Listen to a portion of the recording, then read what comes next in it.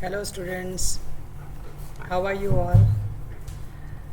We have gone through our first chapter of biology and now today I want to begin with your second chapter.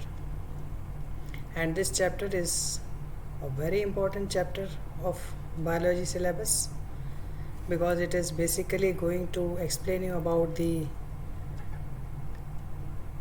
living forms which are not visible through our naked eyes. खुली आंखों से जो organisms हमें दिखते नहीं हैं लेकिन they are playing a very important role on this earth and such type of living organisms which are not seen with the help of open eyes but are still showing their existence and doing large number of activities on this earth, they are all known as microorganisms or microbes. Now these microorganisms are also known as our friends because they are helpful to us in doing large number of activities on the earth. They are also known as foes. Foe किसे कहते हैं? Enemies. So microorganisms can be the friends of animals and human beings. They friends of human beings and they can also be the foes of human beings. So we will try to understand their importance on this particular earth.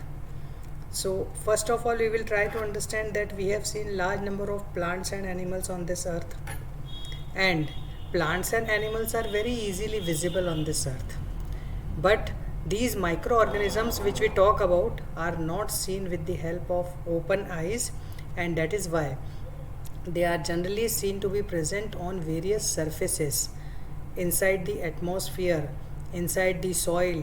They can also be seen inside our body. They can also be seen growing on various types of materials present on the earth, and thus you will be able to see that microorganisms exist everywhere.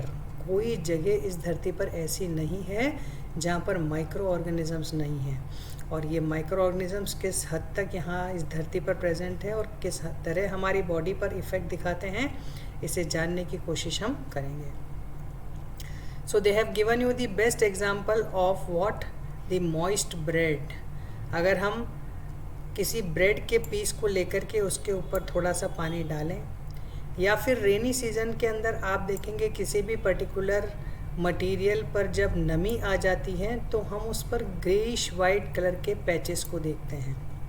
Patches मतलब धब्बे से हो जाते हैं.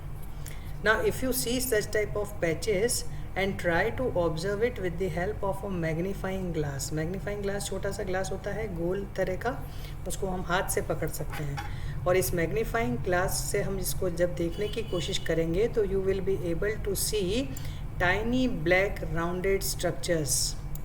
What do you C?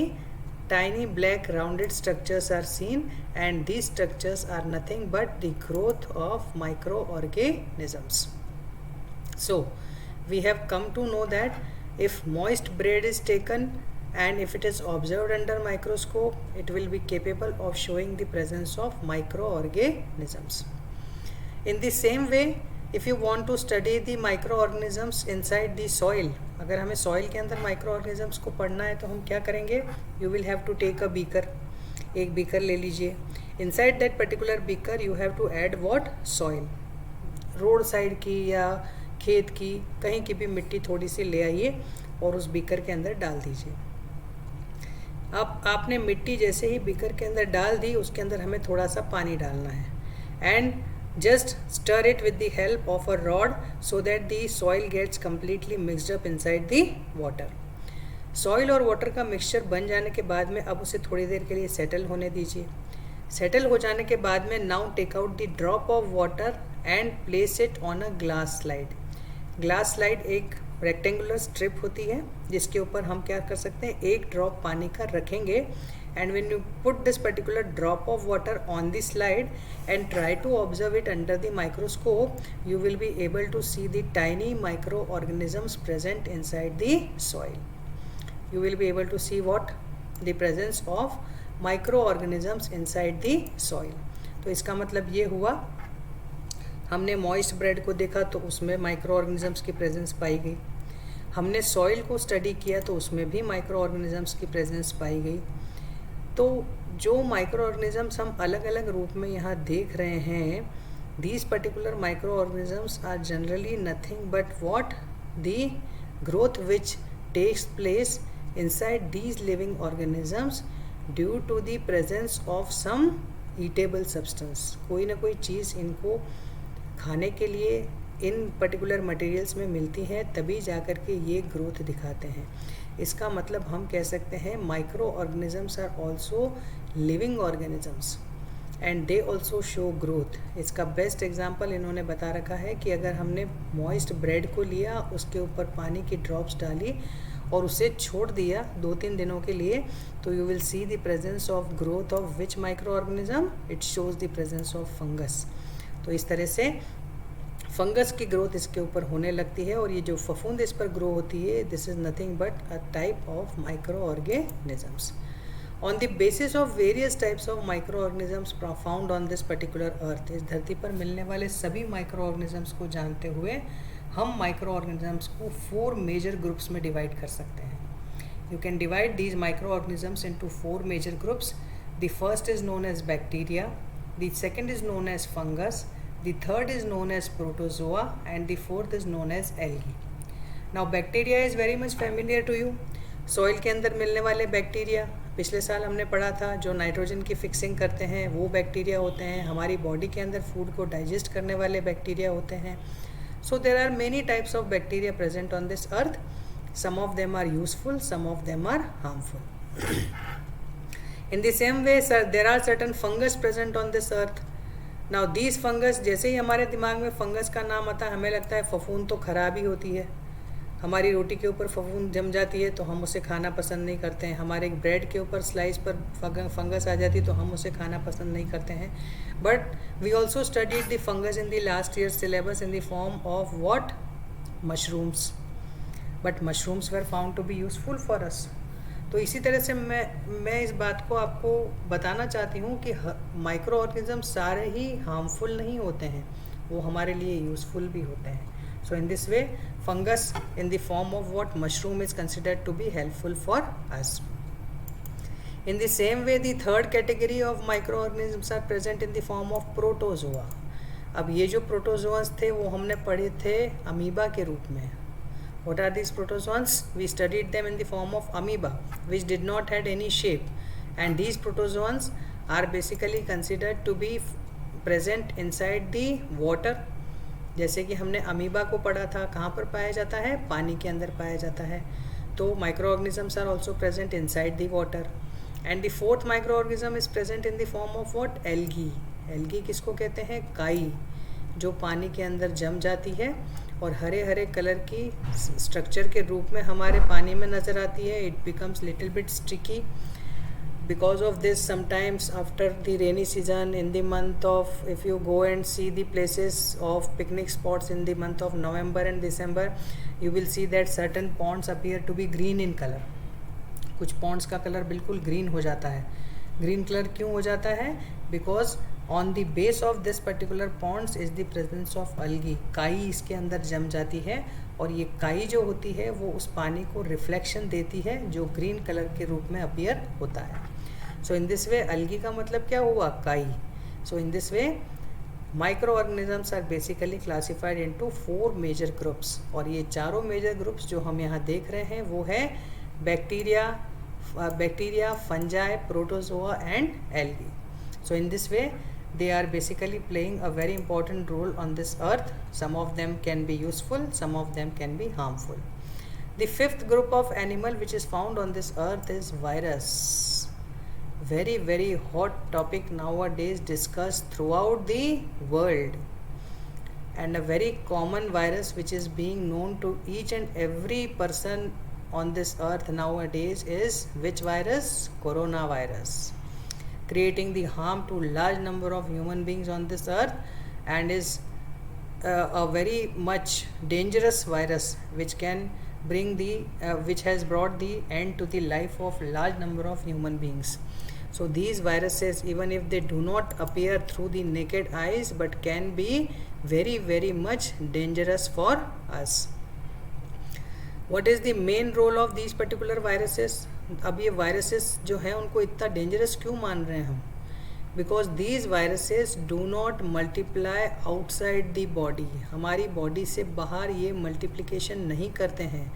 And as soon as they enter inside our body they start doing the process of reproduction. इसका मतलब इनका number जो है वो होस्ट ऑर्गेनिज्म में जाने के बाद में बढ़ने लगता है. They will reproduce only inside the body of host. So when virus reaches inside your body, it gets the suitable environment. उसे क्या होता है? सही environment मिल जाता है, उसे खाना मिल जाता है, उसे पानी मिल जाता है, उसे ऑक्सीजन मिल जाता है. सब कुछ मिलने के बाद में वो अपनी ग्रोथ को बहुत स्पीड से करना शुरू कर देता है. और जैसे ही वो बॉडी के अंदर ग्रोथ को बढ़ाता चला जाएगा, हमारी डिजीज़ उतनी ही ज़्यादा बढ़ती चली जाएगी. So viruses are very very much dangerous and they can cause a great harm to living organisms. Now, very common viruses which are found in the environment can be seen in the form of common cold viruses, influenza virus. common cold मतलब क्या? सर्दी जुकाम के जो virus होते हैं उन्हें common cold virus कहा जाता है. इन्फ्लुएंजा एक तरह का बुखार है, फ्लू के रूप में होता है, ये भी वायरस की वजह से होता है. जो कफ हमें हो रहा है, खांसी जो हमें होती है, ये भी हमें किसकी वजह से होती है? वायरसेस की वजह से होती है. और ये तो बिल्कुल कॉमन डिजीजेस हैं. And apart from that there are certain serious diseases also caused by these particular virus, and these are caused in the form of what? Polio, chicken pox. You might have heard about these particular diseases, but nowadays most of the viral diseases are being controlled by getting a vaccine. हम क्या कर सकते हैं? बचपन में ही जब आप birth आपका होता है उस समय में ही हॉस्पिटल से ही आपको कई तरह के वैक्सीन्स दिए जाते हैं. There are certain vaccines which are helpful to prevent you from viral diseases. There are certain vaccines which are helpful to prevent you from bacterial diseases. और इसी तरह से लाइफ लॉन्ग ये डिजीज़ हमारी बॉडी में ना हो, इसलिए कई तरह के वैक्सीन्स हमें दिए जाते हैं. And thus your body remains protected from the attack of these particular types of organisms throughout the life. A very good program was being launched by India many years back, in which they had provided polio vaccine to each and every person on this land. And now you can see there is no polio patient left. As far as it has taken the vaccine, no polio patient is basically left on this in our country and in the whole world. तो हम कह सकते हैं कि इन vaccines का बहुत बड़ा role है, जो उस पर्टिकुलर ऑर्गेनिज्म को बॉडी में एंटर होने से पहले ही अपना हमारे बॉडी में जैसे ही ये जाएगा वैसे ही हमारी बॉडी इसको मार डालेगी, और हमारी बॉडी में ये पर्टिकुलर टाइप्स ऑफ ऑर्गेनिजम्स अपना घर नहीं बना सकते हैं. So this is all what we have come to know about what viruses. Now let us try to understand that there are certain diseases which are also caused by protozoans. ये protozoans नाम के micro organisms हमने पढ़े हैं ऊपर, और इनसे होने वाली डिजीज़ेज जो कॉमनली पाई जाती है वो है dysentery and malaria. What is the disease dysentery? It is nothing but loose motions. When your body starts losing the food materials in the form of very you can say the watery fluid substances, this particular type of disease is known as what? Dysentery. And malaria is very well known to you. It is caused by the biting of mosquitoes. जब mosquitoes हमें काटते हैं during the rainy season, you should be very very much aware of such type of malarial mosquitoes, because this particular mosquitoes are very dangerous. Once it bites you again and again, it will cause a disease known as malaria, and that is why such type of diseases are caused by the attack of protozoans. There are certain diseases which are given in the form of example as typhoid and tuberculosis. और कौन सी diseases हम पढ़ सकते हैं यहाँ? Typhoid और tuberculosis. Typhoid is also a type of fever which is caused by the attack of bacteria. Tuberculosis is also caused by the attack of bacteria. क्या होता है tuberculosis के अंदर? आपकी बॉडी के अंदर ये टीबी के ऑर्गेनिजम्स एंटर होकर के लंग्स में जाकर अपनी जगह बनाते हैं, और वहाँ से एक पर्सन को खांसी की शुरुआत होती है. खांसी इतनी ज़्यादा होती है कि sometimes when you cough and spit out, जब हम खांस के जब थूकते हैं तो उस पर्टिकुलर स्पिटिंग के साथ में ब्लड के स्टेन्स बाहर आने लगते हैं। इन द सेंस आपके थूक के साथ में ब्लड दिखने लगता है, और ऐसी खतरनाक स्टेज जब आपके लंग्स की हो जाती है तो हम उस पर्टिकुलर बीमारी को क्या कहते हैं? Tuberculosis. And this tuberculosis is nothing but caused by a bacteria, and that bacteria is known as mycobacterium tuberculosis. So you must try to understand the importance of these microorganisms, that they can be very dangerous for us if they enter inside our body and try to cause the diseases. So we have come to know that what are the various types of microorganisms, how do they cause the various types of diseases in our body, and you can see the photographs of these particular various types of microorganisms. देखिए figure 2.1 के अंदर आपको क्या दिखा रखे हैं? Bacterias. They are spiral bacteria. Bacteria का shape कैसा कैसा हो सकता है? इट कैन बी स्पाइरल, इस तरह का शेप इसका हो सकता है. ये रॉड शेप के भी हो सकते हैं, जैसे कि लंबे लंबे शेप के आपको नज़र आ रहे हैं. तो these are the 2 different types of bacteria shown here. There can be various types of algaes. Algaes भी अलग अलग तरह की हो सकती है. Algae, the first type of algae is shown in the form of Chlamydomonas, and the second is known as Spirogyra. ये दोनों एल्गीज, ये स्पाइरोगैरा नाम की एल्गी ही हम पानी के अंदर देखते हैं. तो इस तरह से algae can be of 2 different types. Then you can see the various types of protozoans. This protozoan is seen in the form of amoeba. It is also seen in the form of paramecium. These are the 2 different types of protozoans found inside the water, and if this particular protozoan enters inside your body along with the water during the rainy season, they will cause dysentery disease in your body. Amoeba नाम का organism एंटा amoeba histolytica के नाम से जाना जाता है, और जब हमारी बॉडी के अंदर एंटर हो जाता है पानी के साथ में तो क्या होता है? हमें डिसेंट्री नाम की बीमारी प्रोड्यूस करवा देता है. इसीलिए हमेशा कहा जाता है कि water should be consumed very carefully. हमें पानी बहुत ध्यान से पीना चाहिए. ध्यान से मतलब क्या हुआ कि उसमें किसी भी तरह के माइक्रो ऑर्गेनिजम्स नहीं होने चाहिए. It should be either boiled up, it should be properly filtered, it should be chemically treated. सब तरह से उसको सेफ बना के फिर ही हमें क्या करना चाहिए? We should consume our water. So in this way, protozoans can be present in 2 different forms which are shown here, amoeba and paramecium. Then I was talking to you about the growth of fungus. Fungus की growth हो जाना जो हमारी सब चीज़ों को सड़ाने का काम कर सकती हैं. It can be seen in the form of bread mold. Bread के ऊपर ग्रोथ जो होती है उसको दिखा रखा है इन्होंने. It can be seen in the form of penicillium. Now this penicillium is a type of fungus which is useful for us. कैसे इसका यूज़ होता है वो हम चैप्टर में आगे पढ़ेंगे. And the third type of it is known as aspergillus. So 3 types of fungi are shown here. 2 types of protozoans are being shown here. We have also seen the types of algae present on this particular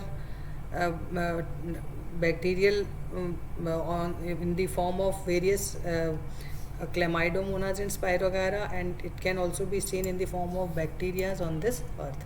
So these are the various types of microorganisms shown to you, and they are playing a very important role in creating various activities on this body. Now the 5th photograph is shown of the virus. इस virus का photograph इन्होंने दिखा रखा है. See, it is showing the presence of spikes. So this is the head of the virus which is exposed again. इस head को इन्होंने पूरी तरह से open करके दिखा रखा है that how this virus can be dangerous. It can attack us with the help of these particular spikes, and once it makes its home inside our body, it can multiply to a very high extent and can be very dangerous for us. Viruses are basically creating large number of diseases, and what are those types of diseases? You have also been knowing many diseases caused by viruses, and that is why we should try to prevent ourselves from the attack of virus. Now the next part of the chapter tells you that where do microorganisms live. अभी तक हमने जानने की कोशिश करी थी कि micro organisms है क्या, लेकिन अब कहाँ पर ये एक्चुअल में रहते हैं उसको जानने की कोशिश हम करेंगे. That microorganisms are generally found to be single celled. Our body is made up of large number of cell. Living forms की body किससे बनी हुई है? सेल से बनी हुई है. and cell is basically found to be only one in number inside the microorganisms. Now these microorganisms in the form of either bacteria, algae, protozoa, fungus, they generally are found in all the types of environment. कहाँ मिलते हैं? या सभी environment में मिलते हैं. अगर आप एनवायरनमेंट को जानने की कोशिश करें तो आइस कोल्ड क्लाइमेट के अंदर भी माइक्रो ऑर्गेनिजम्स मिलते हैं और हॉट स्प्रिंग्स और डेजर्ट्स के अंदर भी माइक्रो ऑर्गेनिजम्स पाए जाते हैं. मतलब आप इमेजिन कीजिए कि एक्सट्रीमिटीज़ ऑफ क्लाइमेट कितना ज़्यादा है. कहीं पर बिल्कुल गर्म क्लाइमेट है, कहीं पर बिल्कुल ठंडा क्लाइमेट है, कहीं पर नमी वाली लैंड्स हैं.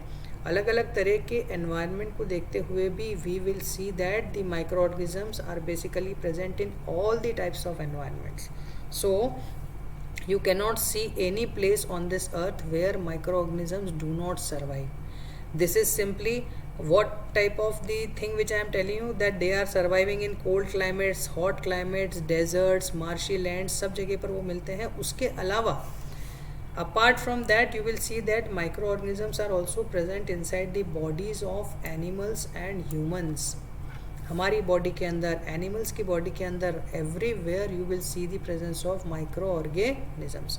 Now these micro organisms can be our friends because they are playing a very important role inside our intestine to undergo the process of digestion.